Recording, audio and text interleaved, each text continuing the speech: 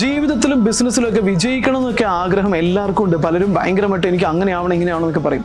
പക്ഷെ ആഗ്രഹം പറഞ്ഞു കഴിഞ്ഞിട്ട് വീണ്ടും അവന്മാർ പോകുന്നത് ഇൻസ്റ്റാഗ്രാമിൽ റീൽ കണ്ടിരിക്കാൻ വേണ്ടിയിട്ടാണ്, അല്ലെങ്കിൽ യൂട്യൂബിൽ പടം കണ്ടിരിക്കാൻ വേണ്ടിയിട്ട്, നെറ്റ്ഫ്ലിക്സിൽ സിനിമയും കണ്ടിരിക്കാൻ വേണ്ടിയിട്ട്, സീരീസ് കണ്ടിരിക്കാൻ വേണ്ടിയിട്ട്, അല്ലെങ്കിൽ മൊബൈൽ ഫോണിൽ ഗെയിം കളിച്ചിരിക്കാൻ വേണ്ടിയിട്ട്, അല്ലെങ്കിൽ രണ്ടെണ്ണം അടിച്ച് കിളി പോയിരിക്കാൻ വേണ്ടിയിട്ടാണ്. ആഗ്രഹം എല്ലാവർക്കും ഉണ്ടാവും.